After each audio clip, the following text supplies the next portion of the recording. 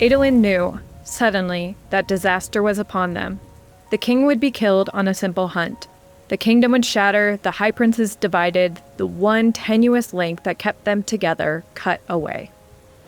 Welcome to The Storming Journey, a sacred text reading of The Stormlight Archive by Brandon Sanderson. This podcast may contain spoilers for The Stormlight Archive through Wind and Truth. Hey, I'm Ella, and I'll be the Ardent for today's episode as we cover chapters 12 and 13 of The Way of Kings. I'm Adam, and I'm today's Worldsinger. And I'm Liz. I'm the Veristitalian. All right, for today's very brief announcement, we are offering our... Nope. All right. For a brief announcement today, we are showing off our Storming Journey t-shirts that you can get through our TeePublic Store. The color of shirt I am currently wearing is our limited season 1 color shirt. Also available in some other colors. It has our word mark on the front and our logo on the back. Or you can get it in a version that just has the logo on the front. Lots of options, lots of different kinds of merch. Just thought we'd remind you all that it exists and that's very fun and comfy to wear. I bought shirts for my sons and I to wear to Dragonsteel, and we're so excited. They've been wearing them to school, too, so we're converting all of the high schoolers. All right, so now it's time for our world singing.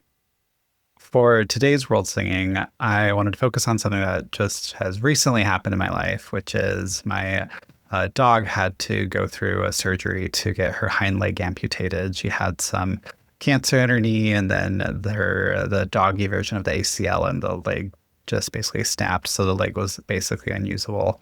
And so we had to go get a giant surgery last week, and so she's now a cute little tripod.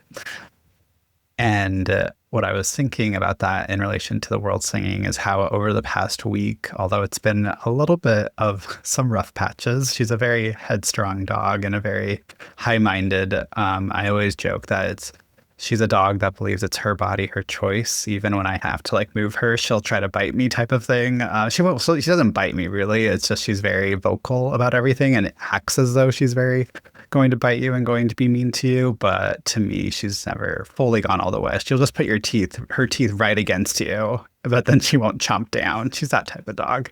But over the last week, since that moment of her getting the amputation and getting the surgery, I feel as though we've grown a little bit closer and grown in different ways because of that hardship, right? Our connection to each other, our ability to live in the same household as each other has kind of grown a little bit more as I've, tried to give up certain things in order to support her, as she's only been she has to stay in the kennel when I'm gone, for example. So I'm switching my schedule around so that she's not in the kennel for as long.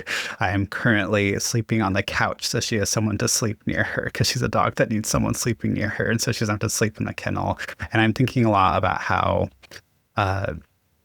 it's through these times of adversity that you grow closer to someone that you or some being, right? It's through these moments where something happens that is the moment that helps you bring yourself closer to that person and kind of unify with them a little bit more in purpose and how to live life and how to be a being in this world. So my world singing today is to my dog, Guinevere. Okay, and I'm going to come in with our Storm's Eye view, and I have to say it was very unfair to have to summarize 2 chapters in 100 words. It was extremely difficult. I typed up this bare bones summary of it, and it was already over 100 words. So we're missing a few things, but here's the essential details. On the Shattered Plains, Elhokar Kholin, king of Alethkar, is hunting a chasm fiend. Accompanying the king on his hunt are 2 high princes, Toril Sadeas and Dalinar Kholin, the king's uncle. The 2 men don't get along and they don't trust each other, but they do agree on one thing, protecting Elhokar's reign. Dalinar's son Adolin doesn't trust Sadeas and wishes his dad would be more aggressive. Suddenly, the chasm fiend they are baiting shows up ready for a fight. Elhokar's saddle strap unexpectedly snaps, putting him in danger. Sadeas and Dalinar immediately unite to defeat the chasm fiend and protect Elhokar. You are right. That is extremely hard to summarize. The only comment I'd make is that high princes is technically one word. Would have given you some extra there. Yes, that would have been useful. So today we're actually going to start with our Mormon moment. This is in connection to some of the thoughts I had after reviewing episode 3. And also just a general comment that as these episodes are now out, and we are recording post episodes coming out, it's nice to be able to talk to other people about the episodes and to be able to make connections to earlier episodes in different ways. And I plug for the Patreon Discord where a lot of good thoughts are being shared. But basically, we're revisiting the episodes to some degree. And so that's like re-enhancing, at least for me, my like reading of the text and catching things I didn't necessarily catch the first time through. So I was thinking about, as I was listening to the episode on responsibility, Adam's comment about how war is the central premise kind of the Stormlight archive, and especially this first arc. And I was thinking about the role of war in the Stormlight archive versus the role of war in the Book of Mormon. The Book of Mormon is an account of ancient people and like a number of groups. There's at least one that comes over after the Tower of Babel, and there's another group that comes over around 600 BC. And across the 200-something chapters, about 73% is about conflict to some degree, which is a significant amount of content. And there is a Book of Mormon commentary called The Book of Mormon for the Least of These that I really love. It's 3 relatively short books. And one of the things that they talk about is that the Book of Mormon is for our day, for people, for modern people to read and to really gain information from, because it is a book of what not to do in most situations. And one of the things they focus on especially is how in the Book of Mormon, using violence ends up turning into more violence. And the comparison I thought of last night when I was talking about episode 3 with my husband was the comparison of one Book of Mormon character, Tiankum, to Moash. They seem like very similar characters in like theme to me. Tiankum is someone in the Book of Mormon who ends up going to assassinate the opposing side's king, and then that side gets a king again, and then he goes to assassinate the second king, and he ends up dying in the process. And Moash, of course, attempts to assassinate kings all the time. That is like his thing. And so one of the things I was thinking about too was with the episode about responsibility and Liz's comments about doing our best in the circumstances we're in. Are there examples of good role models in war? And thinking about that as we now are introduced to like these leaders in the war, like, should we be taking examples from them, or like in the Stormlight archive or the Book of Mormon, or should we be saying, no, let's not do any sort of violence, or are we just stuck with, okay, violence is what we have to do? I think a lot here about a book that came out in 2002 from Chris Hedges called War is a Force That Gives Us Meaning. And Hedges was a war journalist, a war correspondent, and then he went to divinity school and decided to write this book. I don't exactly know if that's a precise timeline with the writing of the book, but the core of the book is like this idea that we can never get away from war. War is kind of inherent to being human. Conflict like that is inherent to being human. And whenever I think about war, I think about this book because it's like, we don't really want to live in a life of war, but we're kind of somewhat forced to because of the systematic things in the world, right?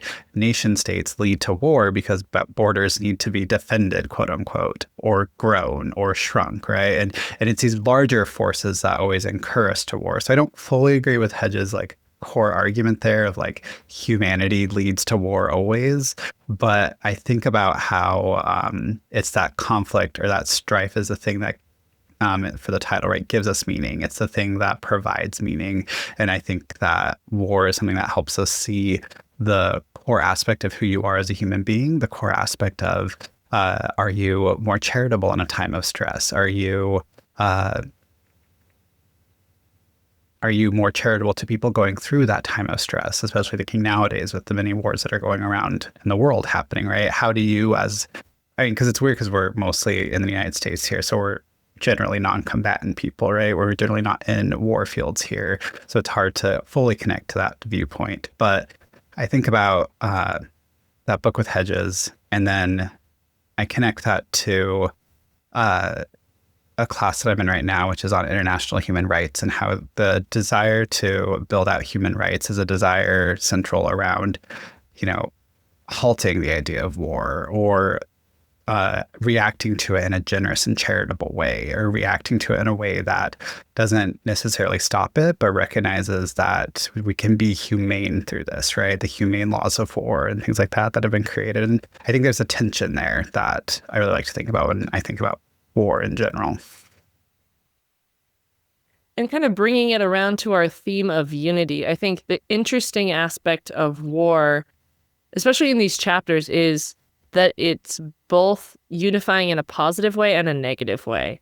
So in a negative way, we see a lot of dictatorships and things creating unity in their people by creating an enemy. Like, I'm straight up thinking 1984 here. Like, we've always been at war with East Asia, right? We need to have someone to define ourselves against and to be in conflict with in order to maintain unity at home. And that's what's going on with the Alethi here, right?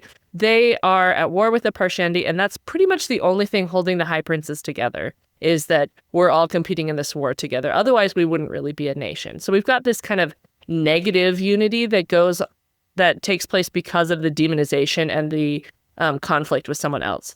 But then we also have, war can be a very unifying force where we realize the value of other people and a desire to protect them. As soon as the Chasm Fiend starts attacking people, we have this quote at the beginning of chapter 13 where immediately, everyone snaps in to help each other, and Dalinar says, okay, everybody distract the Chasm Fiend from the unarmed people.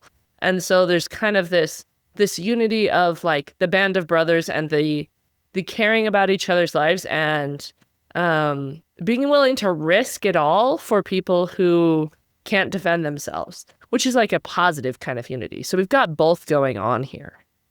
Yeah, so maybe to focus more specifically back on our theme, or towards our theme rather, which is unity. One of the first things that I noticed is that this chapter 12 is literally titled Unity, and choosing this theme was intentional on my part. But within, I think, the third sentence maybe, we immediately have an experience of disunity. And you could even, I would say, contend that the first sentence is an instance of disunity after the epigraph of, today is an excellent day to slay a god. That's not really a unifying sentence. But then if you want to be okay, that's a little too abstract, then you have the third paragraph, Adolin saying it put him on edge every time High Prince Sadia spoke. And immediately we've got disunity. And it's really fascinating to me, as a reader, you're primed to start thinking about unity, and probably unity as a positive, because it's not titled disunity, it's titled unity. And so we're going into this expecting, okay, we've got unity. And then immediately are confronted with disunity. I was wondering if either of you noticed that at all, or had those kind of feelings when you were reading through this theme. Yeah, I think as well, just in the second paragraph there, right, when Sadius responds, undoubtedly, Your Majesty, he's not unified in Elhokar's view that going to slay this big creature is going to be a great day. I don't think he wants to be there at the end of the day, right? I mean, he's enjoying it. He's doing whatever he wants. He's kind of a slimy guy.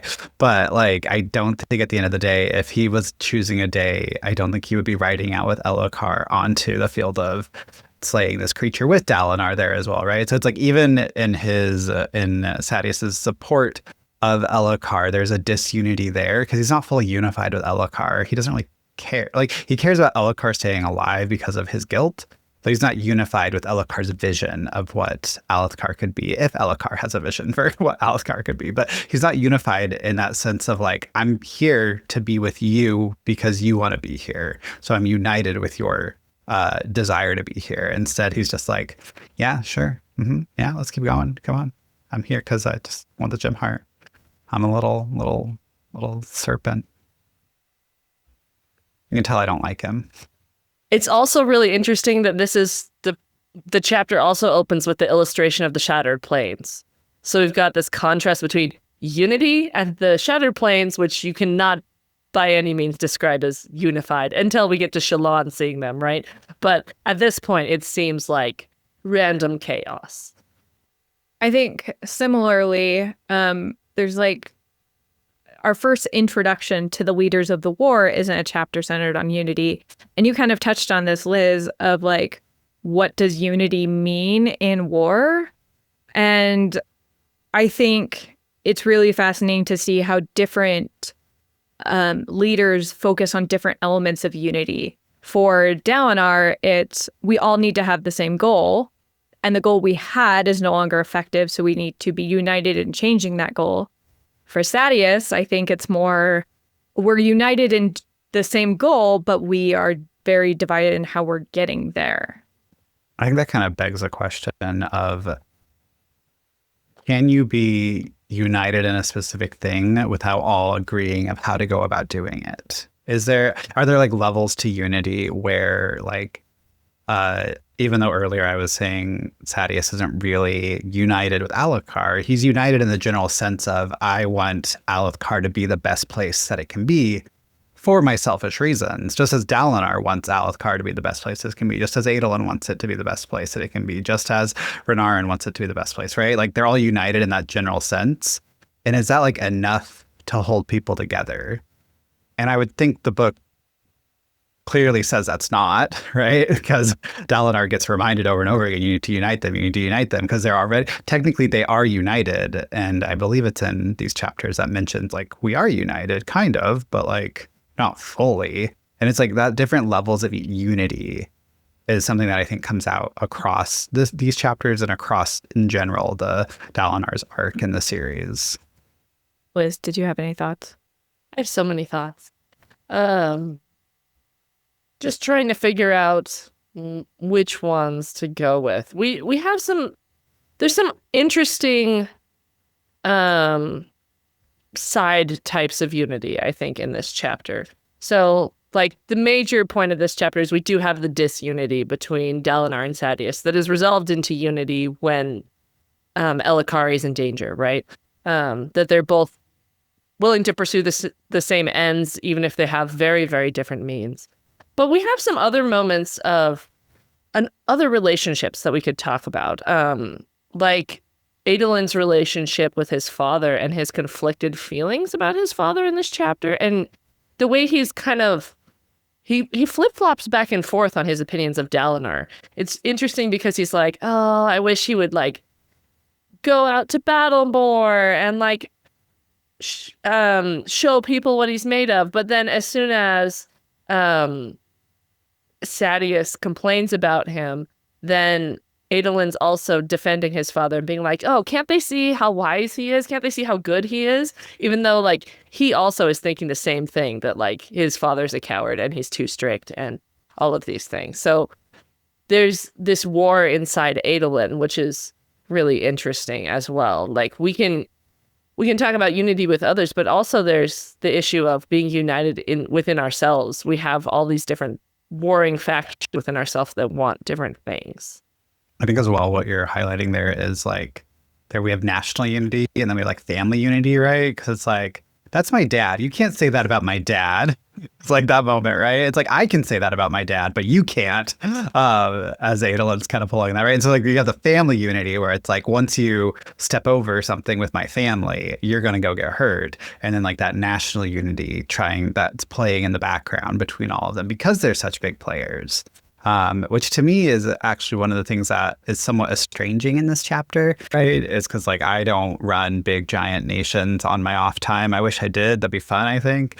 But like they have the sense of like, I get the family squabble, But then like the big national squabbles, I don't fully connect with, right? I think I connect maybe with them in the sense of like, I'm in a academic department and there are squabbles in academic departments. I'm a little baby grad student, so I have to worry about those squabbles that much. But that sense of like power in relation to unity is something that I was thinking about in the chapter when reading through it when it came to that as well. I think one of the biggest unified relationships we see in this chapter is between Adolin and Renarin, right? Like, we get this sense of exactly how close they are as brothers, that Adolin really cares about Renarin, and Renarin is also looking out for Adolin, that they're very much in sync in the way they think about things and communicate with each other, and they're willing to listen to each other and like find unity in between their two perspectives. It's my personal headcanon that Adolin got or had made Renarin's first fidget cube. It's not real, but that's my headcanon because I think it would be cute. Similar to like the Adolin Renarin part, I was thinking about the role that Wit/Hoyd plays, because his role is to make fun of people for the king on behalf of the king. And in some respects, that's creating disunity. But then, like Liz was talking about, of like creating an enemy. Well, now do we all hate Wit because of what he's saying to our friend? Or like, I just think that's really fascinating too, that Wit's first introduction is in this chapter on unity, because he has just such a weird job. Clearly it was made for him, but like, it's a weird job. I am currently working on a research paper about Hoyd and his role in the Stormlight archive. And I dug up some old words of Brandon that said that Hoyd is definitely based on like the fool character in Shakespearean plays, right? Especially King Lear and things. So Wit gives voice to the things that we're not allowed to say because they're not politic, right? He's there to say the things which the king can't say because he needs to maintain unity. And I mean, that's what politics is supposed to be about, right? Like, we find some middle ground between all of our interests to keep the polis running. And so there are things we have to not say in order to maintain that unity. And so Hoyd is the one who's allowed to step outside that and say anything. I also think how in that role of the Shakespearean fool, right, he reveals things to the audience. And so in that moment when Dalinar says, Wit, stop making fun of my son, you see that Dalinar doesn't really know Renarin.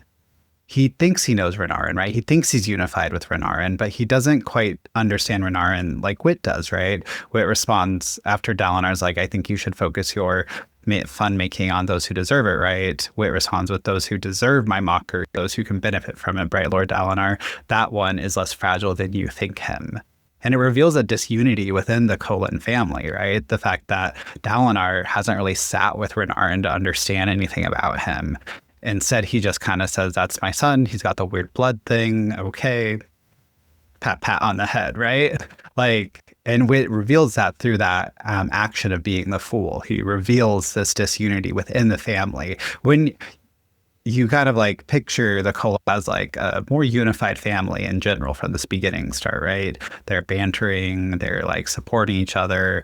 But here I think he's showing that there are like deep tensions in the family that aren't quite dealt with. And the things that like Hoyd points out about Renarin is the first like time that Renarin is quote unquote insulted is a story about Renarin going off with two women, which is like very funny in the light of like what comes later about what we know about Renarin. And I almost wonder if that was like Wit in a moment of unity with Renarin being like, I know you're not ready to talk about this in this way, so I will help you maintain this illusion of heteronormativity that we are planning on maintaining. And to a degree that like, obviously his father is not aware of and doesn't seem to be comfortable with or willing to interrogate. And I think at least in that point, like, Wit is really good at creating unity with people who need help or need, like, kind of along the lines of, like, the least of these, those who, like he points out, like, would benefit. And he's good at creating disunity with those with whom disunity would reveal their, I don't want to say necessarily their true natures, but like a side of them that is hidden when politeness is around, if that makes sense. So the part that really spoke to me was when Dalinar is reflecting on the unite them direction from his visions and the contrast that is written into unite. And so it's when he's thinking back to the vision and it says, like, you must unite them. The strange booming words had told him, you must prepare, build of your people a fortress of strength and peace, a wall to resist the winds. And then it gives the thing that they need to stop in order to unite, cease squabbling and unite. And I think it's interesting here that squabbling is placed as the opposite of unite rather than like cease disunity, cease like being ununified, right? It's the opposite of unity here, or the opposite of being united or of uniting is squabbling. And I think that's an interesting space when we're painting the chapter in this disunity, unity weighing, right? When the chapter itself places itself as unity, squabbling as the two separate acts. And I wonder if that illustrates anything for anyone else or brings in any ideas or thoughts. I'm thinking about one of the comments you made at the very beginning of the theme discussion of talking about different levels of unity. And squabbling feels like a very trivial word to me. It is a word that is, these are petty concerns. These are small concerns.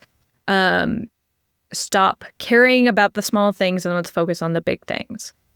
And I think that, like, there are elements of what Sadeas and Dalinar are trying to do of saying, we're going to ignore the fact that we don't agree on the best way to protect Elhokar. Of, you can protect him in your way, I'll protect him in my way. And so Dalinar is trying to cease the squabbling in at least that relationship. And so I think that that is a really good insight of that juxtaposition of squabbling versus unity. Unity is a bigger overarching thing. You can have disagreements still, but you shouldn't be like making those the focus of your discussion. It's interesting here that unity is also something that protects us, right? It's a fortress, right? Being united with other people is a protection against something, and the squabbling makes that not functional. But does that imply all disagreement has to be squashed? It's interesting. Maybe the difference between like squabbling and like helpful disagreement is whether you're willing to voice your disagreements and then set those aside in order to accomplish what needs to be accomplished if it needs to happen. As opposed to right now the Alethi are stuck in terms of their war goals because they're just squabbling for riches and not really trying to progress the united goal of accomplishing the Vengeance Pact. Whether that's a good idea or not, who knows? But it's definitely what they're supposedly unified to do, and they're distracted by something else. And so that's not happening.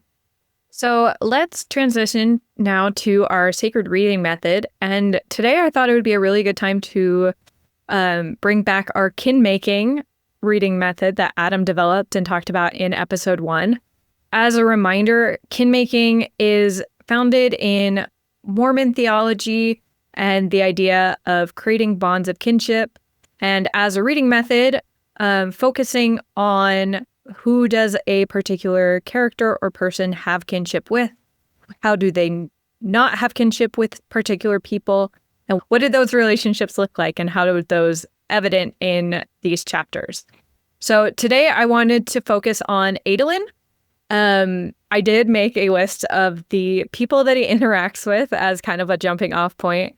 We have his brother Renarin, his father Dalinar. We're going to skip over his grandfather because I don't think he's ever named. We have Elokar, his cousin, Sadeas, Wit, his paramours Rilla, Yanala, and Deely. The military officer Taralar, who takes orders from him. The Sadeas hangers on Varshin or Vardian and Lomard. Navani gets a shout out, and there is a brief mention of his horse Sureblood. So those are all the relationships in these 2 chapters, one of them being very short, that we get. So thoughts that you had about these connections? Justice for Sureblood. Whenever we mention Sureblood, justice for Sureblood. Worst horse death since Artax, for sure. Not okay. But it is interesting. I was going to bring up in the theme of unity, like, this is the first discussion we get of the Rashadium and this very mystical unity that, like, both Dalinar and Adolin have with their Rashadiums. And so that is interesting. Like, it's taken this connection between man and horse and moved it to a magical level on Roshar, right? Which is a classic fantasy theme, right? So yeah, there's definitely like a strong bond there that we're going to get our hearts ripped out over later. Well, there's also, just mentioning it here because it's coming to mind, is that relationship of Rashadium to Spren. And so that relationship of all the people and the kin they make with the world, right? And this isn't for Adolin, but I just wanted to note it in this Kinmaking is the Spren that leave the body of the Chasm Fiend. And I'm not sure if it's mentioned in these chapters or in the latter chapter we're going to mention in a few episodes. But that connection of all of these people to each other, specifically through a metaphysical connection, right? And that's what kind of makes the kinship. That's what makes the connection of Sureblood and Adolin, makes the connection of the Chasm Fiend and growing so big, makes the connection of Adolin and his armor, because there's also a kinship there, right? With his sword already, with his armor itself too. And so the kinship in Way of Kings, which is one of the reasons why I love thinking about it through this way, is it's not just a kinship of like, you are now bonded in a way that is legal or bonded in a way that is familial. It's you're bonded in a metaphysical way to many people and to many things and ideas in the world. Yeah, I mean, I think you made a really good point that I missed a very crucial connection of Maya. And like, that is a very important bond that like already at this point, Adolin is in the background thinking about how important his connection is with her. He's been talking to her over multiple years at this point. And as well, his armor, which we don't know as much about, I think, by the end of this arc, but like Shallan's armor is very talkative towards her. And I think Adolin does, by end of Wind of Truth, start to get a little bit more connection with his armor. So yeah, those are really important kinships that I definitely forgot about that I'm really glad that you brought up. Shallan, Shallan, Shallan, Shallan. Sir! I love those moments in the epics. But another interesting connection that I hadn't thought about before, we get a lot of development on Adolin's relationship with Renarin and with Dalinar over the course of the series, but it's interesting that Adolin remarks that he likes Wit. He says, Stormwinds, but I like that man. Best wit that I've had in ages. And then Renarin says, I find him unnerving. And Adolin says, that's half the fun. So it's interesting that Adolin is someone who doesn't take himself too seriously, which causes him problems with all of his paramours, is that he's not taking the relationship as seriously as they are. And that causes some problems. But it means that he does get along better with Wit because he's okay making fun of himself.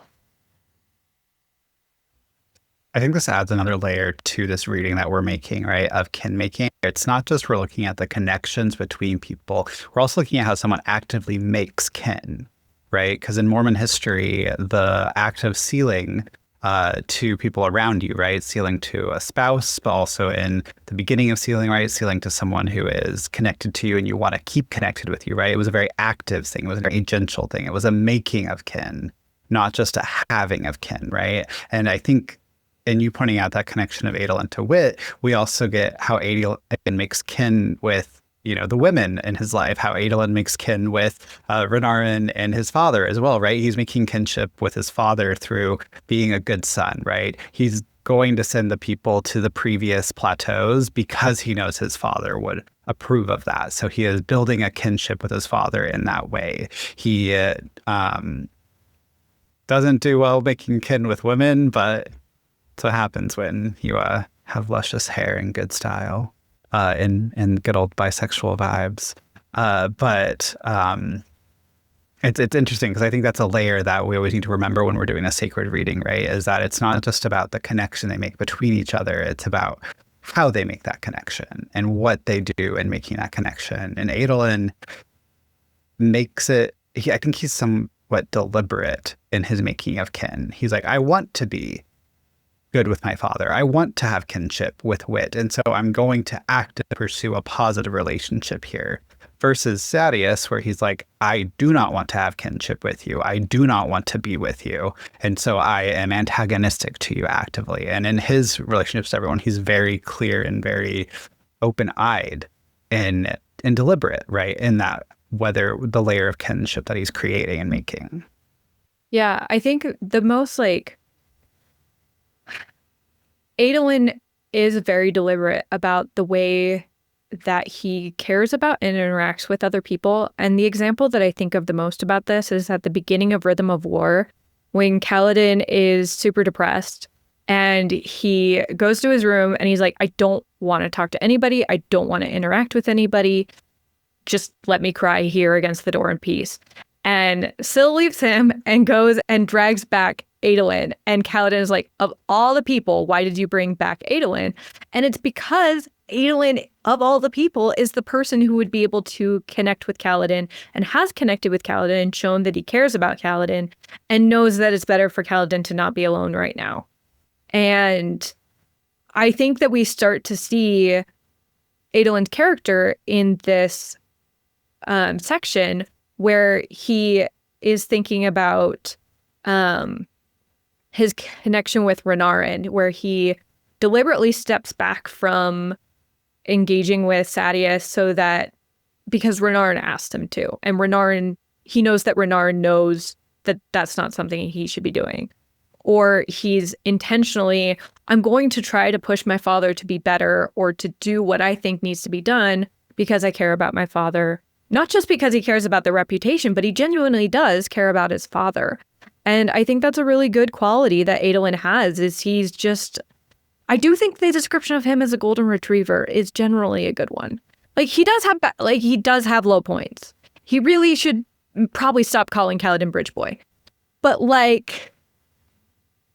I think he's just genuinely when he wants to befriend people and wants to reach out to people, he is good at that. And it's a skill he's definitely cultivated. Here's a thing that is interesting, though. There's not a lot of connection between Adolin and Elhokar. And I wonder why that is, right? We have this conversation in chapter 12 where Adolin is criticizing Elhokar, saying, why is he going out to hunt this chasm fiend? He's putting himself at risk. He's so paranoid. Why does he want to go and hunt, exposing himself on the plains? And Dalinar explains the logic to him. But it's interesting that Dalinar understands Elhokar and doesn't understand his own sons. And Adolin has no understanding of Elhokar either. It makes you wonder, what was going on in the childhood of these cousins? Presumably, since Gavilar passed away or was killed, they could have grown up together. They could have seen each other a lot. And it seems like Adolin doesn't really have a relationship with Elhokar. And that doesn't really get developed or resolved. Maybe back 5, something going on in the childhood of Elhokar and Yasna that we will find out later. But it is interesting. I did just look it up because I was I wonder how far apart they are in age. and Elhokar is only 3 years older than, or maybe it's vice versa. I don't remember how years work. Yeah, okay. Elhokar is 3 years older than Adolin, and Adolin spent most of his time as a child in Kholinar, and we don't have any information on Elhokar's childhood and where he was before like a year before Gavilar's death. But he also, I think you're right that he doesn't seem to be trying to make those connections with Elhokar, which, given what I just said about how he tries to make connections, that is kind of interesting that that is not something he has gone out of his way to do. Maybe that's something we can pay attention to as we read through. Is there a stronger kinship between them? I think one thing that pulls to mind directly, though, about the Elhokar-Adolin connection and the lack of kinship there is the difference of stature and the difference of where they are in the hierarchy creates a separation, right? And also what Elhokar is being groomed to do. But I'm also thinking about the people that Elhokar kept around him when he was back in Kholinar, right? The people who would, because there's a strong connection with the whole, I'm going to get all of this, I'm going to gloss it, so I'm not going to go too much into it, but like Moash's parents, who the bad Bright Lord was friends with Elhokar, and there was all this like deep connection of these people who are not really good people per se, that like Elhokar was putting around him when he was in Kholinar. And I wonder if Adolin just didn't feel comfortable around that, in the sense of like how you don't in high school, for example, feel comfortable going around a certain group of people or something like that. And I wonder if there was a tension there that immediately like spilled over into Adolin just not being there for Elhokar. Or is it that Adolin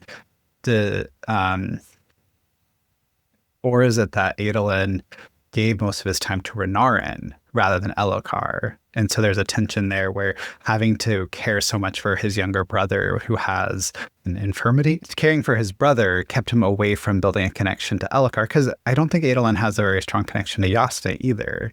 There's like some connection there, but it's not as strong as it is with Renarin, right? And so I'm wondering if building on that kinship, he had to give up building kinship with other people in some way. Right. And that weighing of like, we can't be kin with every single human being out there. That's just too many people, right? You can't know all of the people in your life, right, as intimately as you may want to, or you don't want to know all of them that intimately, right? Because like, I don't want to know everyone that intimately. I want to know my dog and maybe one other person, and I'm good.